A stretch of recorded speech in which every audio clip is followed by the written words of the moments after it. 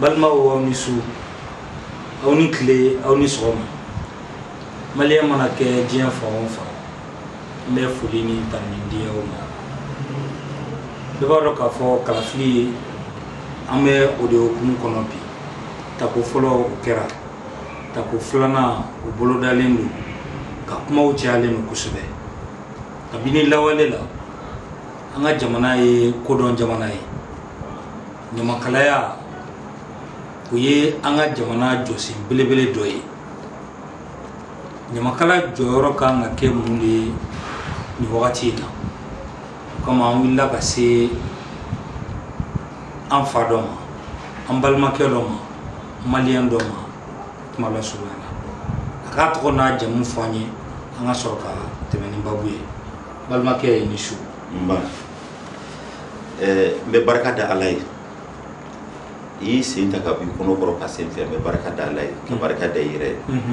ne tɔgɔ ko Madani Kuyate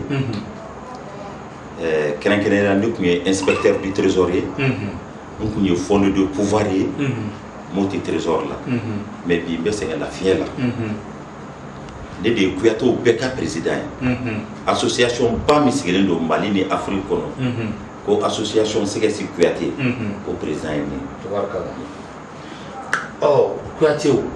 an y'a ye kabini Mande kabini bi ma se jɔda belebeleba bɛ Kuyatew la jɔda bɛ ɲamakalaw la mais Kuyatew bolofa bɛ olu ta kan i bɛ se k'a walawala n ye aw yɛrɛ ka mission ye mun de ye fɔlɔ kabini lawale la ayiwa ni Kuyatekɛ bɛ kuma a ka kan an k'a fɔ astagfirullah subhanallah walhamdulillah la ilaha illallah muhammadu rasulullah sallallahu alaihi wasallam Allah ni masede ala sayyidina muhammadin wa ala ali sayyidina muhammad wa sallim mari masa mari tala ndaba masa nyetigi masa samorota masa hine masa makari masa latige masa ne kambe e ala de ma e ala emi samolo da ka sankono fenda ka larusida ala ka dugumakolo da ka dugujukuro fenda ala ka dugukolo sanfɛ fenda ala e de fiɲɛ da ka fiɲɛ kono fenda ala e de ji da ka ji kono fenda ala e de tasuma da ka tasuma kono fenda ala e de nima fenda e de ni tan fenda mun bɛ ye ɲɛ la ala e de y'o da fɛn mun tɛ ye ɲɛ la e de y'o da ala ne kan bɛ e ala in de ma ala e de alijinɛ da ka jahanama da ka mɔgɔninfin da ji ni bɔgɔ la ka jinɛ da tasuma la ka mɛlɛkɛ da nɔrɔ la ne kan bɛ e ala de ma ala ka mɔgɔninfin da ji ni bɔgɔ la ka ni fiye la k'o kɛ n fadama ye k'o galakakolo ta ka ni fiye la k'o kɛ bawa ye muso tɛ cɛ dɔ cɛ tɛ muso min dɔ ka ni fiye o muso in na o muso ka kɔnɔ ta ka jigin k'o den tɔgɔ da Nabila Isa ne kan bɛ e ala de ma e ala e de ko n'an kɔnɔna fili la k'an k'an tɛgɛ kɔrɔta sanfɛ k'e deli ala fɛn b'e bolo e t'a kɛ fɛn ye i tɛ seli i tɛ sun anw de bɛ sun anw de bɛ seli anw de bɛ sujuru bi an b'o bɛɛ kɛ mun kama ala i ka hinɛ an na ala Mali tɔɔrɔlen don Mali ɲaninen Mali sɛgɛnnen Mali kɔtɔkɔtɔlen don ala k'a ɲini fɛ ala i ka hinɛ maliyɛnw na i ka hinɛ an na ala i ka alaya kama ale ka hinɛ maliyɛnw na i k'o kɛ kira bonya n'a barika kosɔn ale ka hinɛ Mali la ale ka kɛ alikuranɛ bonya n'a barika kosɔn ale ka hinɛ Mali la ale ka kɛ kira 313 olu bonya n'u barika kosɔn ale ka hinɛ Mali la ale ka kɛ kira ka seba 4 bonya n'u barika kosɔn ale ka hinɛ Mali la an fa n'an ba ye duwawu mun kɛ an ye ale ka ko o bonya n'u barika kosɔn ale ka hinɛ Mali la ala anw jɔrɔlen don ni mɔgɔ bɛ jɔrɔ bi Kuyate de bɛ jɔrɔ ka tɛmɛ bɛɛ kan parce que Kuyate de y'i kali k'ale b'a farisogo bila Mande ni fitinɛ cɛ Empire du Mali ni fitinɛ cɛ République du Mali ni fitinɛ cɛ anw y'an kali de ni fitinɛ dun donna dun an k'an bɛ fitinɛ faga ka bɛn ani kɛlɛya sabati maliyɛnw ni ɲɔgɔn cɛ mandekaw ni ɲɔgɔn cɛ ala e b'anw nana kun min kama e b'a dɔn ka tɛmɛ anw kan ala parce que anw bɔra Surakata ibnu Maliki de la Surakata ibnu Maliki kira de ye duwawu k'a ye sallallahu alaihi wasallam ala o de y'a to an b'an tɛgɛ kɔrɔta hali bi ala an b'a ɲini fɛ ala i k'a kɛ i yɛrɛ ka alaya bonya n'a barika kosɔn ala i ka hinɛ jamana in na ali ka hɛrɛ don jamana in kɔnɔ élection min bɛ ka kɛ ni ala i ka élection in kɛ fête de i k'a kɛ tulonkɛ de i kana kɛ boni i kana kɛ ni kɛlɛ i kana kɛ ni foyi ye o se bɛ ala e bɛ se k'o kan ye ala o tɛ foyi tiɲɛ e ka alaya la o tɛ foyi bɔ e ka alaya la ala e ye kelen de filanan t'i la ala i k'anw dɛmɛ kuyatew de ko k'an tɛgɛ fila kɔrɔta maliyɛnw mun bɛ yen ni dusukun ɲuman b'u la ni hɔrɔnw don k'olu fara an kan an bɛɛ ka jɛ k'e de ala deli ale ka hinɛ mali la i ka hinɛ mali la ale ka hinɛ mali la ale ka hinɛ mali la an ko an b'an farisogo bila manden ni fitinɛ cɛ mali ni fitinɛ cɛ o kɔrɔ ye di k'i farisogo bila manden ani fitinɛ cɛ mali ni fitinɛ cɛ o kɔrɔ ye di ça c'est la prévention des conflits tubabukan yɛrɛ la ka dankari fitinɛ la an ko an b'an farisogo bila manden ni fitinɛ cɛ an b'o kɛ suguya jumɛn o kɛcogo bɛ yen an ko tuguni n'a ma ɲɛ ni fitinɛ donna manden an bɛ fitinɛ faga ka bɛn ani keleya sabati mali kɔnɔ ka fitinɛ faga o kɔrɔ ye di ça c'est la paix ça c'est la recherche de la paix ka bɛn ni keleya sabati ça c'est le maintien de la paix ni y'anw ka baara de la prévention des conflits la paix et le maintien de la paix o y'anw taabolo ye n'anw ye élection ye a bɛ ka na an dun b'a dɔn a mankan ta tɛ mais anw t'a fɛ mankan ka kɛ ala se foyi t'anw ye ala k'e deli kɔ ala i ka hinɛ an na hali bi i ka hinɛ an na monsieur Diallo i ye question fɔlɔ min posé o yɔrɔ ye nin la prévention des conflits la paix et le maintien de la paix ça c'est notre mission légale que tous les Kouyatés doivent faire ok oh nin faamuna Kouyatéw ka baara dɔɔnin don e ye Kouyatéw ka tɔn ɲɛmaaba ye kosɛbɛ kalafili a bɛ sen na tako fɔlɔ kɛra tako filanan o bolodalen don nka kuma cayalen don aw ka jɔyɔrɔ kan ka kɛ mun de ye nin wagati in na aw Kouyatéw surtout ayiwa ni mɔgɔ fila bɛ ɲɔgɔn na a ka nɔgɔn fɛn fɛn ka gɛlɛn Kouyatéw ko fɛn fɛn ka gɛlɛn il faut identifier les obstacles pourquoi bɛnbaliya bɛ na pourquoi bɛnbaliya bɛ na ni danaya banna bɛnbaliya bɛ na siga t'o la anw kan ka mun kɛ pour que bɛn ni keleya ka don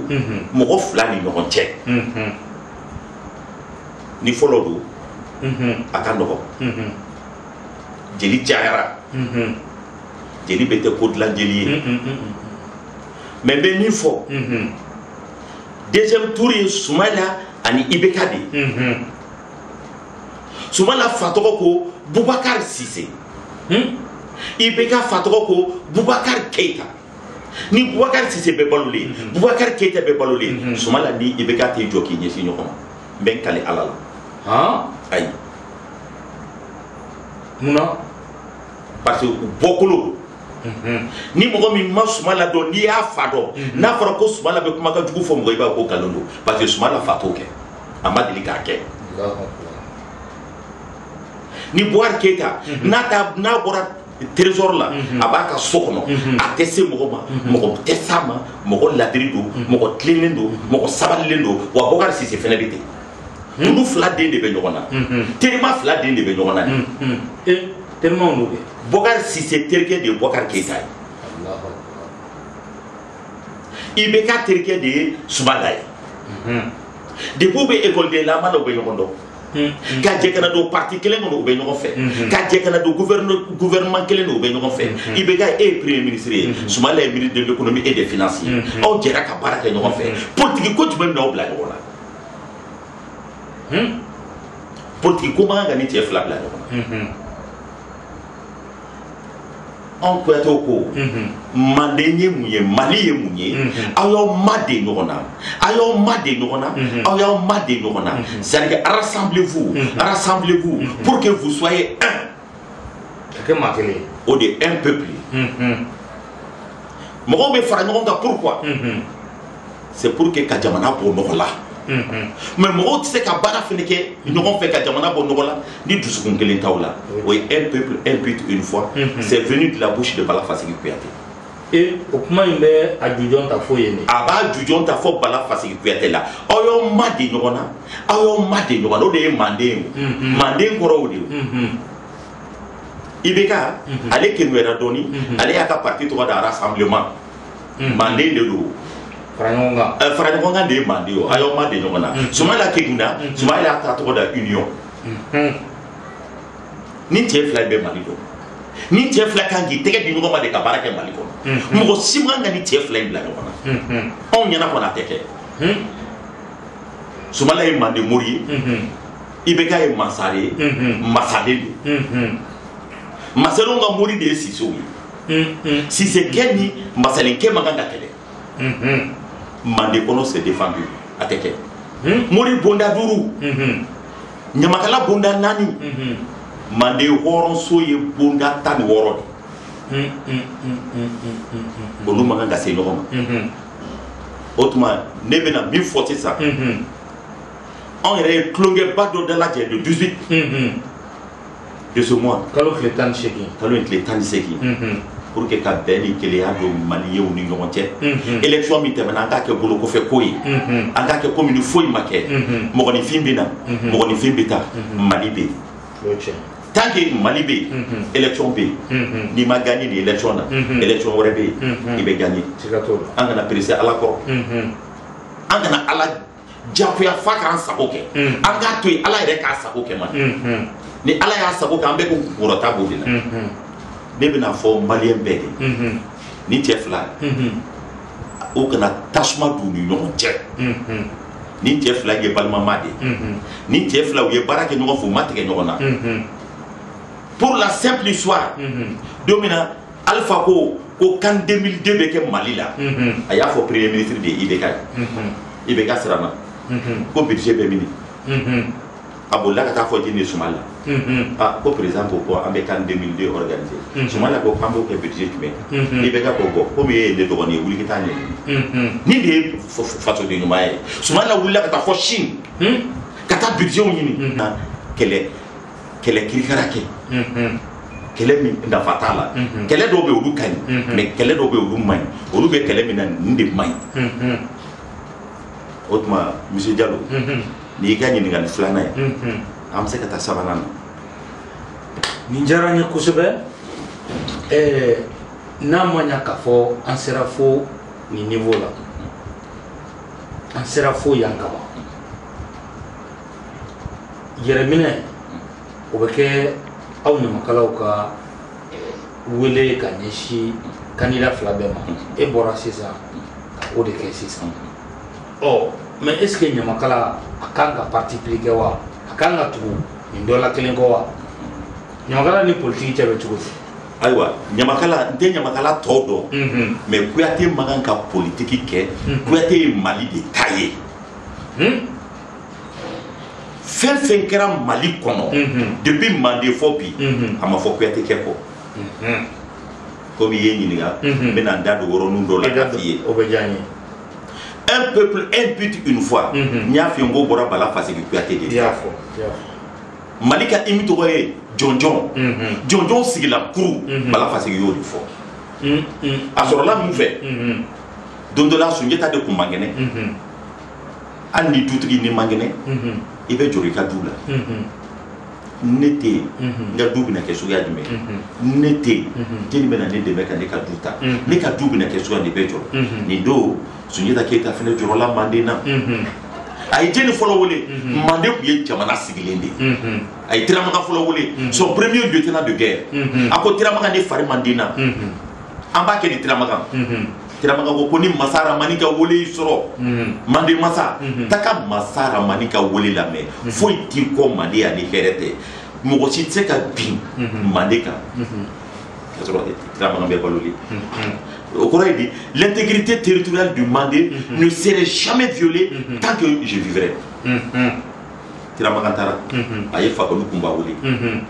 Fakoli seginna Tiramakanta kan a ye Faran Kamara wele Faran Kamara seginna o kan a ye Kamajan wele Kamajan seginna o kan Terikena Konate a y'o wele o seginna o kan Famani Kone o seginna o kan tous les 16 lieutenants de guerre Sunjata y'a bɛɛ wele kelen kelen kelen o bɛɛ ko l'intégrité territoriale du Mandé ne serait jamais violée tant que nous vivrons olu ye kɛlɛkɛlaw olu bɛ kɛlɛ de dɔn o kɔfɛ a ye Bala Fasigi Kuyate wele a ko n fa Bala n man kɛnɛ kuma yasurunya la Bala Fasigi ko a ma ni Masa Rahamani ka wele y'i sɔrɔ Mande masa taa i ka taa a jaabi Makan Konate bɛ min Makan Konate faw bɛ min i Sogolon Kɔnɛ bɛ min olu bɛ yɔrɔ jumɛn ni Masa Rahamani ka wele y'i sɔrɔ taa ka wele jaabi foyi t'i kɔ yan Mande ni hɛrɛ tɛ a ko ko Mande kɔrɔ ye di a y'aw fara ɲɔgɔn kan a y'aw fara ɲɔgɔn kan a y'aw fara ɲɔgɔn kan Mande tun ye dugu éparpillé de ye dugu seriserilen de tun don Makan Konate bɛ wolo san min na Mande farala ɲɔgɔn kan Sunjata fa bɛ wolo san min na o don de Mande farala ɲɔgɔn kan donc Makan Konate est le premier enfant issu du rassemblement des terres du Mandé Bala Fasigi y'o fɔ ye ko Mande kɛra jamana kelen de ko kuntilenna kelen de bɛ Mande la Mande bɛ bɔ nɔgɔ la Mande dun tɛ se ka bɔ nɔgɔ la f'an bɛɛ kɛ dusukun kelen de o de y'a to a ye un peuple un but une fois fɔ n'i yan nɔ tɛ ne bɛ nin fɔ ne bɛ hymne national de réciter n bɛ fɔ bɛɛ ka wuli k'i jɔ an bɛ hymne fɔ parce que hymne sigilan kurun o bɔra Bala Fasigi Kuyate de da a ko Mande masa ni Masa Rahamani ka wele y'i sɔrɔ taga Sɛnɛkɛlaw b'i bolo bagan maralaw b'i bolo Sɔmɔnɔw b'i bolo jɛgɛ maralaw b'i bolo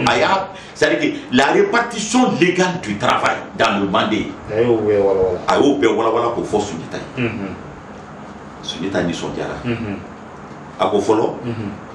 Mande ye jamana kelen ye kuntilenna kelen dusukun kelen o diyara Sunjata ye a ko Mande kɔnɔ baarakɛbolo ka ca Mande kɔnɔ Mande tɛ sɛgɛn dɔn o fana diyara Sunjata ye guerrier ninnu m'o fɔ lieutenant de guerre ninnu m'o fɔ olu ko de mɔgɔ tɛ bin Mande ka kan to balolen mais Bala Fasigi ye Mande fɔ ka kuntilenna fɔ ka dusukun fɔ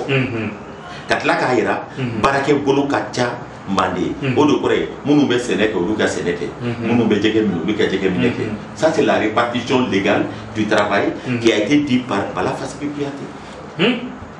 a bɔr'o la a ko Mande masa i kana jɔrɔ Mande na Mande sigilen don fɛn dɔ de kan Mande sigilen don yaw de kan a ko balimaya sinjiya teriya nimɔgɔniya sinankunya seereya Mande sigilen don ya de kan tant que yaw bɛ yen Mande bɛ lumbolanba mais Mande tɛ bɔ e ko Mande tɛ nin ka bɔ min a tɛ bɔ yaw bɛ yen ne m'a fɔ sisan ko Sumala fa ani Ibeka fa ye teri ye wa o tɛ teriya ye wa Ibeka yɛrɛ ni Sumala ye teri ye o tɛ teriya ye wa n'u kɛlɛla teriya bɛ ban an tɛ Ala deli kɛlɛ de la Mande tɛ bɔ mɔgɔ si fɛ mɔgɔ si tɛ se ka Mande bɔ a kɛlen ka nin fɔ Mande ye jamana kelen kuntilenna kelen dusukun kelen Mande baarakɛbolo ka ca Mande sigilen don yaw kan balimaya sinjiya teriya nimɔgɔniya nin bɛɛ ye duman de ye i bɛ taa nimɔgɔkɛ sɔrɔ fɛn dɔ la a bɛna a muso bugɔ i bɛ don ko cɛnin bo yen sa e ta ye nin ko taa ka bɔ an da la a b'a to yen mɔden ni mɔkɛ cɛ lajɛ mɔkɛ b'i pɛrɛn fa kunna mɔden bɛ n'i pɛrɛn mɔkɛ kunna faran fa la sa cɛ n fa to yen n'o bɛ ye processus de réconciliation de o bɛ ye processus de paix de dilanni anw ka jamana kɔnɔ mɔgɔ tɛ se ka nin di anw ka jamana kɔnɔ Mande dilanna nin de ye sinankunya bɛ Mali dɔrɔn de la i y'a bɛ Mali dɔrɔn de la n ye y'a min fɔ nin a bɛ Mali dɔrɔn bɛɛ diɲɛ bɛɛ Mali dɔrɔn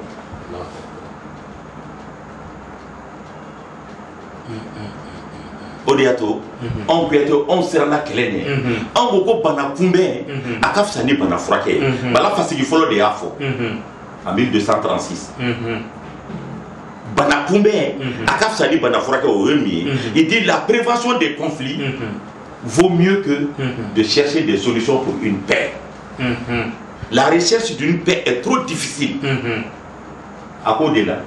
il faut passer par la réconciliation. Il faut passer par la négociation. Il faut passer par les pourparlers. Il faut passer par les accords. Il faut signer des accords. L'accord d'abord, ça peut être provisoire, ça ne peut pas être définitif. Il dit que le processus Akadia vaut mieux faire seulement la prévention de la paix.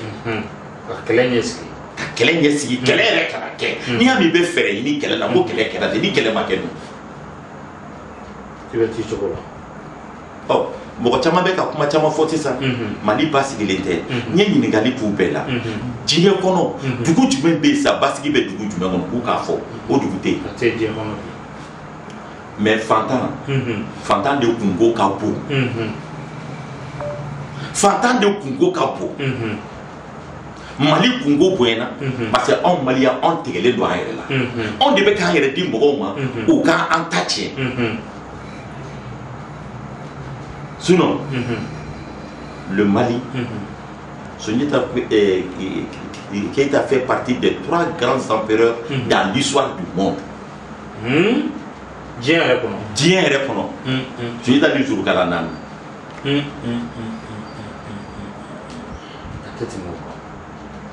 Sunjata de Afrique occidentale Bemara. Toute l'Afrique occidentale, Sunjata ya Bemara. Afrique occidentale de Kounye, Empire du Mali. Akele. Mais Beni Kelea Koumbe, Kotonona Koumbe, Dambe Koumbe, Bokoloko Koumbe,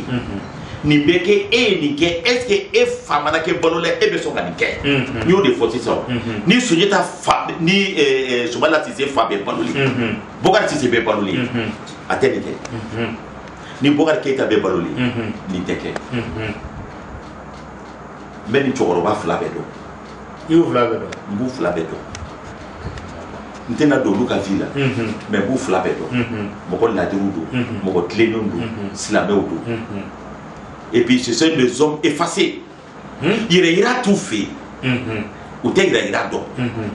Ou te waso don. Ni tie Flabé. Wa ou muso Flabité. Donc, quand il Malien peut faire. An bɛ kɛ jɛ k'an bolo fara ɲɔgɔn kan Ala subahana wa taala an k'a deli Ala ye delili fɛn de ye Ala yɛrɛ ko k'an k'a deli de anw bɛ Ala in de deli Masa Rahamani an b'ale de deli ale de y'anw da n y'a fɔ sisan ale y'anw da ka sankolo da ka san kɔnɔ fɛnw bɛɛ da i t'a dɔn ko dali fɛn bɛ sankolo kɔnɔ f'i ka appareil don ɲɛ la météorite lajɛ kulu u bɛ ka boli sanfɛ u tɛ se ɲɔgɔn ma kulu dɔ bɛ yen n'a binna a bɛ amudala bɛɛ tumu a bɛ ka munumunu sanfɛ si tɛ se si ma tile tɛ se lolo ma lolo tɛ se kalo ma u bɛ ka munumunu sanfɛ tile mana bin su kora tile mana bɔ dugusɛ jɛra jeni b'a yɛlɛma Ala ka masaya ja an ka da Ala la président ɲini n'i bɛ président ɲini na Sitanɛ de bɛna jukɔrɔ Ala kira bɛ taa Sitanɛ de b'a jɔ Sitanɛ de b'a k'an bɛɛ dusu labɔ k'an futu k'an bila ɲɔgɔn kan an t'a kɛ Ala kama sa an fana ka se Sitanɛ na dɔɔni Sitanɛ sera an na kojugu an ka Ala deli Ala ka Sitanɛ ta ka bɔ Mali kɔnɔ Ala ka bɛn ni kelenya sabati Mali kɔnɔ o de to anw Kuyatɛ anw b'a fɔ anw tɛ siran ni Kuyatɛkɛ bɛ kuma Kuyatɛkɛ bɛ ka kuma fɛ e min ye a ɲɛ t'e la e kɔfɛ a bɛ Ala kira de jɔlen i kɔfɛ sallallahu alaihi wasallam n'i ye Ala kira jɔlen i ni mɔgɔ min bɛ kuma la n'i ye Ala kira jɔlen y'a kɔfɛ a bɛ yɛlɛ la a nisɔn ka di a ɲɛ coronen b'i ɲɛ la i ka da la ko Ala yɛrɛ b'i kɔfɛ mɔgɔ si tɛ Ala kira ye ɲɛfɛ ko Masa Rahamani t'a ju kɔfɛ o mana ju kɔfɛ i kira ka sebɔw bɛ n'i jɔ i numankuru fɛ seba 4 n'olu y'i jɔ i numankuru fɛ i fa ni ba ka duwawu b'i kini bolo fɛ Kuyatɛ kan ka siran mun ɲɛ k'a fɔ Kuyatɛ man kan ka siran kuma la l'histoire du monde le premier médiateur dans l'histoire du monde c'est lui qui a fait la paix et le maintien de la paix dans le monde Nico le premier ambassadeur la sigi de fɔlɔ ka esprit yɛrɛ sɔrɔ ka hakili sɔrɔ ka fɔ lasigidenya ka kɛ a bɔra manden de Dagarantuma de Nankomandua bila ka taa k'a ka taa Sumanguru Kante fɛ yen a ka taa kɛ Manden lasigiden ye Sumanguru Kante fɛ yen walasa Sumanguru Kante kana se Manden ma tuguni. A daminɛra ten Nankomandua taara ka taa kɛ lasigiden fɔlɔ ye a kɛlen lasigiden fɔlɔ ye a ye Manden kuma fɔ ni Sumanguru ko k'a bɛ taa kuma a bɛ taa bin Manden kan Nankomandua n'a b'a kuma fɔ ye Soso. Donc à tête à tout le monde. Il y a l'asigidé follow, l'esprit même. Hakili na yɛrɛ k'a fɔ lasigiden jeni ni hakili jigi Dangarantuma kɔnɔ. Mali ye duguba de. Mali y'aw kana tulonkɛ kɛ Mali la. Mali ye duguba de. Mali kan ka bonya. Diɲɛ yɛrɛ Ala yɛrɛ ye Mali bonya. Pourquoi on b'a dɔgɔya? Kuyate. N'i ye ni cɛ fila lasigi kɔrɔ sisan. Kɛ ka kuma u fɛ e bɛ mun de f'u ye sɛgɛsiya yɛrɛ kɔnɔ n'i ye ni cɛ fila sigi ne kɔrɔ Manden masa bi yan Mori Bonda Duru ɲɛmɔgɔ bi yan parce que Sise y'a ɲɛmɔgɔ n b'u fila ɲininka o est-ce que aw kan ka élection yɛrɛ k'aw ni ɲɔgɔn cɛ ni Manden kɔrɔlen don wallahi n bɛ tiɲɛ de f'i ye mais n'i y'a fɔ a bɛ bari mɔgɔw la mais a bɛ sɔn ka digi mɔgɔ caman na Sunjata de y'a fɔ ne mana nin m'a fɔ dɛ Sunjata de ko Manden kɔnɔ ko fanga kana di Mori Bonda Duru ma fanga kana di Ɲamakala Bonda 4 ma Sunjata de ko ten o de to fanga dira hɔrɔnso Bonda 16 ma nka kɔrɔ bɛ nin na dɛ Sunjata ye fɛn caman fɔ Sunjata ko pour que bɛn ni kelenya ka sabati ko Manden k'a bɛɛ k'i gɛlɛya ko ka Kuyate muso kelen furu o y'a ɲininka ko min na ko Kuyate muso de cɛ ka ɲi a farisogo la Kuyate muso de cɛ ka ɲi a hakili la Kuyate muso de b'a cɛ bɔtɔ to k'i jɔ a ɲɛ bulonda la ka dugawu k'a ye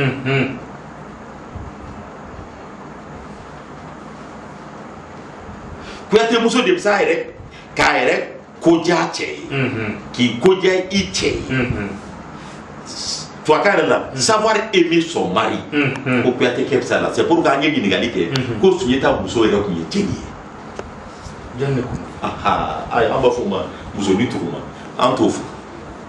an b'a fɔ musonin tugu a t'o jaabi ayi an t'o jaabi ko Manden kuma bɛɛ tɛ fɔ awɔ Manden kuma bɛɛ tɛ fɔ o ye musonin tugu ma ye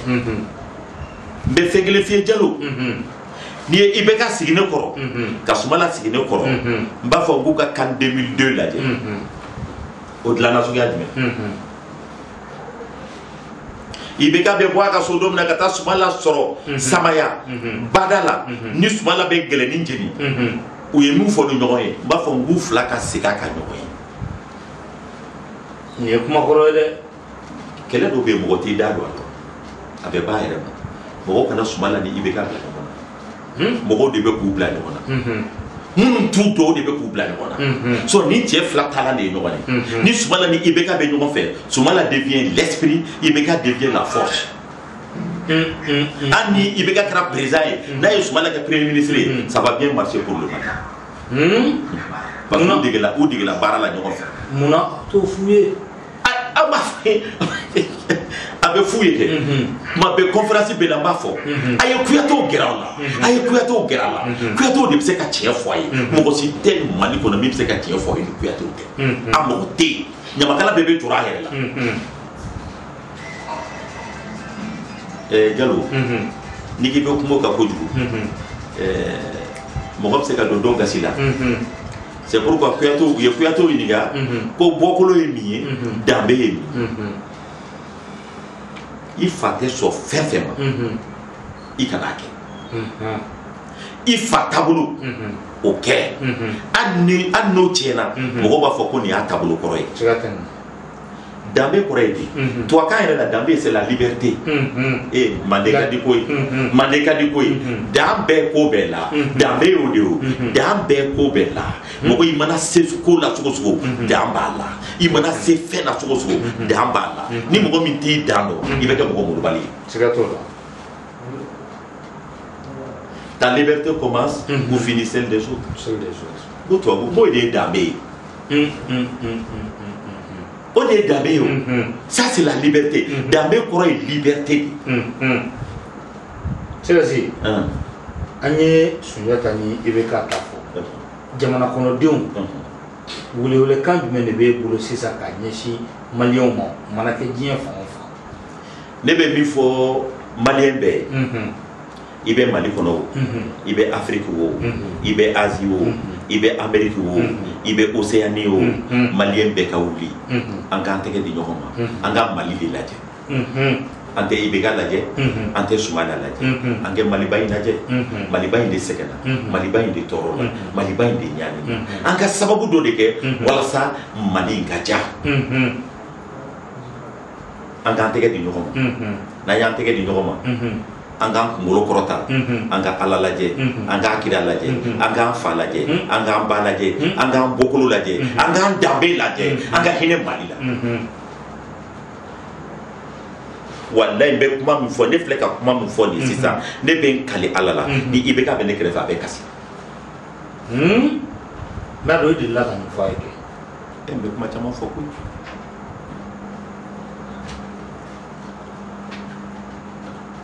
opposition gagne domina ou ine hinega ko est-ce que opposition c'est ka marche croquer ngo aya fo opposition na ka bi sinu ka ho fo ite kula ere ni bade ko journaliste ene ka ko piate ko me ko certitude tu me be la ko fo ngo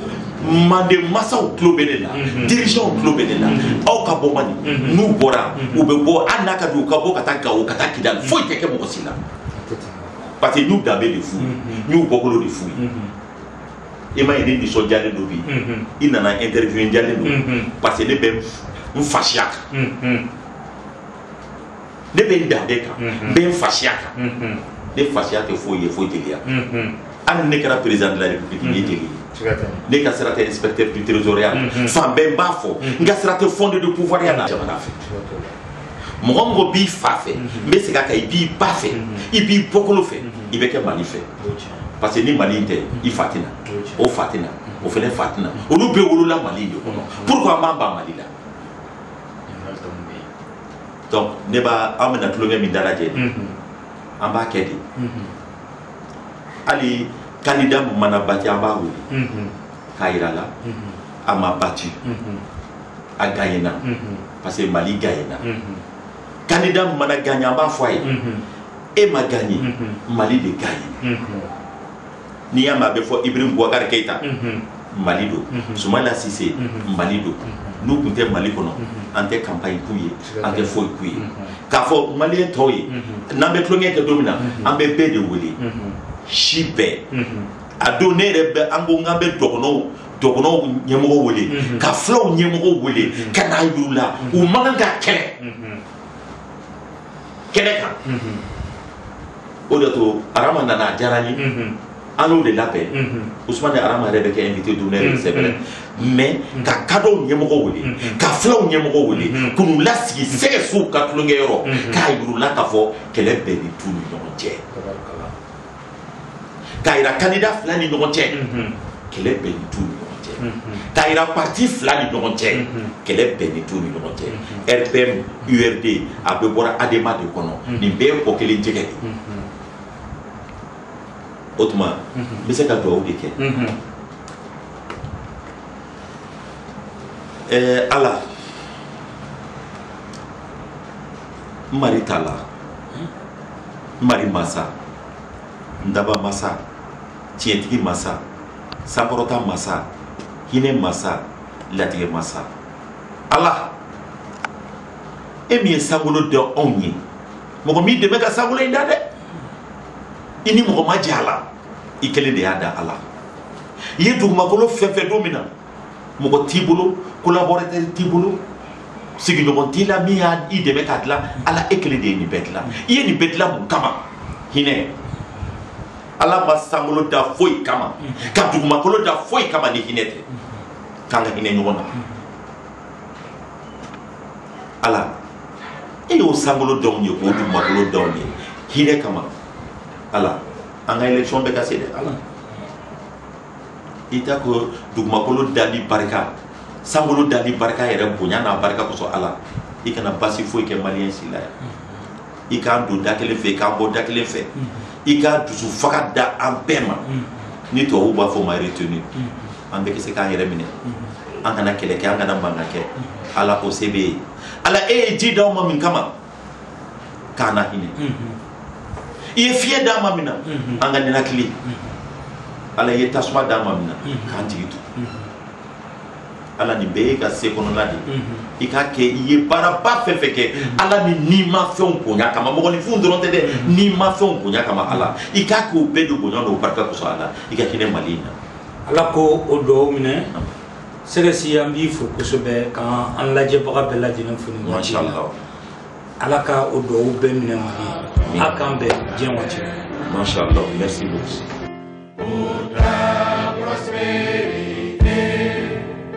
fidèle à ton destin,